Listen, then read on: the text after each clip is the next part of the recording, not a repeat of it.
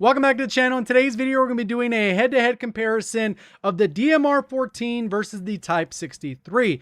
This was the #1 request in my video from yesterday, where I compared the Cold War MP5 to the Modern Warfare version because they're considerably different. Obviously, these are both Black Ops guns, or at least from Cold War, and it gets pretty interesting because overall, the number of shots to kill, ADS, a lot of things are very similar, but they do have some differences, and we're seeing a lot more people run the DMR. And today's video is going to kind of clear up, is that a mistake? Should more people be running the Type 63? And what makes these weapons so disgusting? On top of that, through doing all my testing, I found out several attachments do not do what they say they do, specifically when it comes to bullet velocity. So that part's going to be very interesting, at least in my opinion. Do you enjoy the video, learn something new? Please do me a favor, hit that like button. If you're brand new or just haven't yet subscribed but want to find your way back to the channel, make sure you are subscribed with notifications on by hitting the red subscribe button, turning it to gray, and then ringing that bell. So when it comes to the weapon overall, let's kind of talk about where they're tied. Obviously, their damage values are slightly different, but when it kind of comes down to it, the overall number of shots to kill does not change. It's always going to be 5 shots to the body for both of these things and 2 shots to the head if the players are fully plated. Headshots deal 175 for both of these things, so they're very much treated like the SKS or the EBR, which a lot of people don't use because they have that specialty ammo that is more using the sniper rifle ammo, which is not really all that great, especially when you're trying to take on multiple opponents. You kind of end up with an ammo shortage. With these, they do use standard rifle ammo, so in case you wanted to use these as a close range option like we did with the FAL, you kind of have to sacrifice a little bit in that area. You're going to be running that with like a kilo for ultra long range, and then the point blank range just decimate your opponents because the TTK is so nasty. So obviously they're pretty even. And then we got to get into a lot of the other stats. I'm basically going to give you the stats of these pre-built class setups, and obviously you could change these slightly if you want to, and I'll kind of explain how changing some of these attachments could impact the weapon. So when it comes to rate of fire, the DMR actually comes out ahead in this category. It has a rate of fire of around 370 rounds per minute compared to the Type 63 of 343 rounds per minute.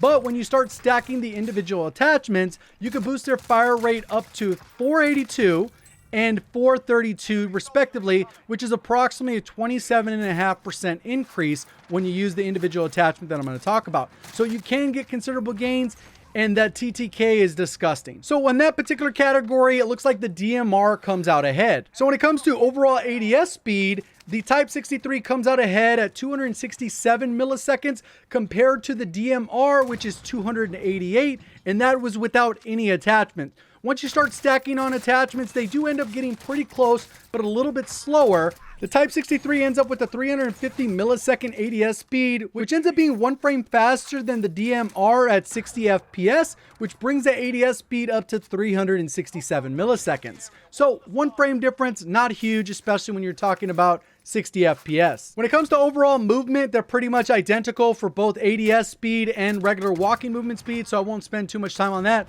because pretty much that shouldn't really be a decision maker if they're pretty much equal. One of the biggest differences is the hipfire spread. The Type 63 edges out the DMR by a wide margin. It ends up being about 35% smaller when you're actually hip firing. So you're going to have a huge advantage. Obviously, at the end of the day, this is still pretty wide, considering these are still tactical rifles at the end of the day. The other part of this is mag size. They do have a 5 bullet discrepancy. The Type 63 ends up having 5 more bullets at 25 rounds, and the DMR comes in with 20 unless you equip some type of magazine, which will drastically slow down your aim down sight as well as reload time. So when it does come to reload add time for both of these weapons, the Type comes out a little bit faster at 1.55 seconds compared to the DMR's 1.668.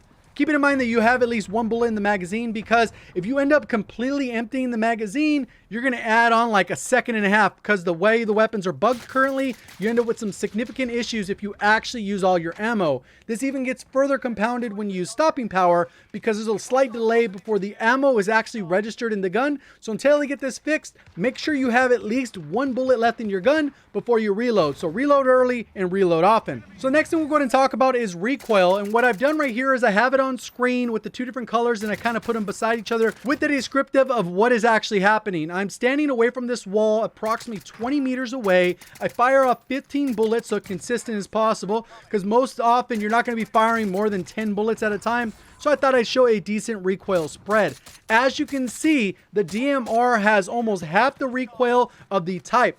So when it comes to using these weapons, it's a lot less practical to use the Type at significantly long ranges because it gets a little more kick in it and it's going to be harder to hit the shots. Obviously, that's going to bring us into bullet velocity, which is a very important stat when it comes to Cold War weapons and using weapons in general when it comes to Warzone. So when it comes to bullet velocity, all the in-game stats are pretty false for these barrels, with the exception of a couple of the stats, but in general, they're not very accurate. We can go through each one, and we can talk about where they're accurate and where they're not. The first one that does rapid fire will boost your rate of fire, but obviously as you upgrade it, you're going to want to unlock other ones. Unfortunately, the Strike Team one that says it improves your damage, not really necessary because it's always the same number of shots to kill, so that ends up being a waste. Fire rate, it will improve.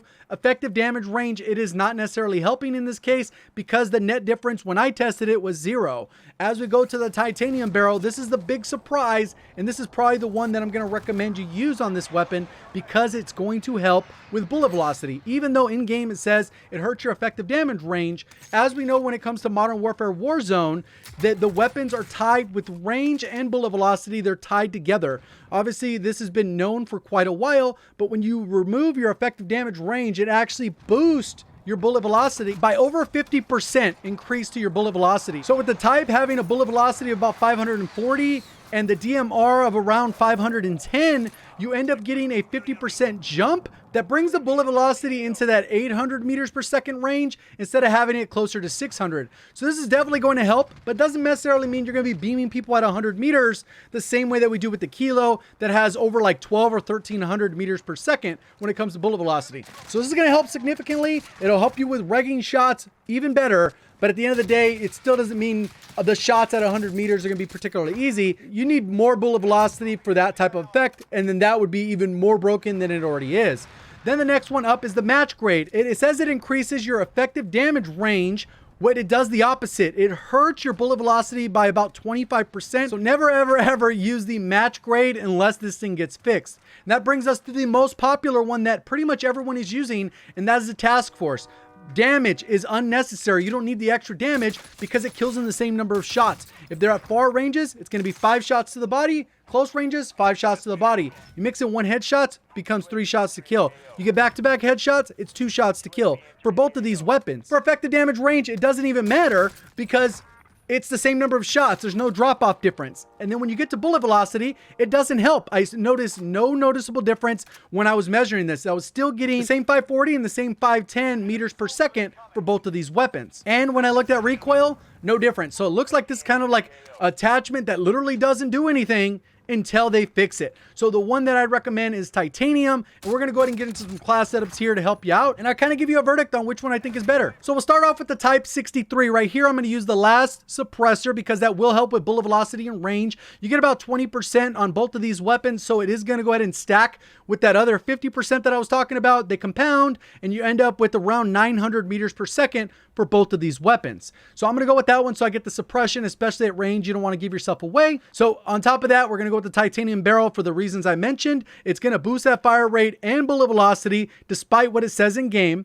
And then we're going to use with the Spetsnaz ergonomic. Gives us vertical and horizontal recoil control as long as you're reloading before you let your ammo go to 0. So for the rear grip, I'm going to go with the Serpent Wrap. It helps with the ADS time more than these other ones.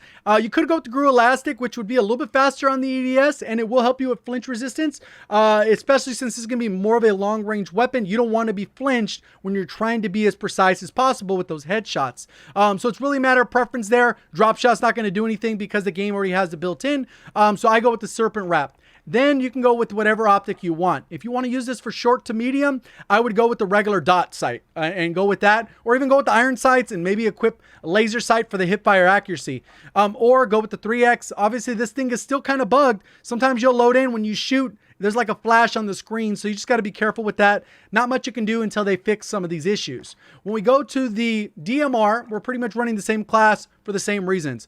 Agency suppressor, titanium, field grip, Serpent Wrap, and 3x. If you feel like you need more ammo, you could go one of those routes, but it will definitely slow down the ADS speed, which is going to be kind of a problem when you're trying to engage people at medium to long, especially if they're already pre-aimed. It's kind of tough. You want to make sure you're in there. Like I said, if you're worried about flinch, go with the airborne elastic, and that pretty much ends up being the two class setups. So as we saw the various stats, they are pretty close, and some of the stats, the DMR comes out ahead, and some of the stats, the type comes out ahead. The reason you see more people use the DMR over the type is because of that recoil. At least that's my opinion on it. ADS pretty close, damage pretty close, bullet velocity pretty close. A lot of the variables are coming out pretty close. One of the biggest differences was that recoil, and we noticed that significantly. It's literally double or about double the recoil. So I think the DMR ends up edging out the type despite all the positives we saw between them. So that's pretty much it. Hopefully you guys do enjoy the video, learn something new. If you did, please do me a favor, hit that like button. If you're brand new, want to find your way back, make sure you are subscribed with notifications on. Appreciate all the support of the content. Thank you for watching. As always, have a great day.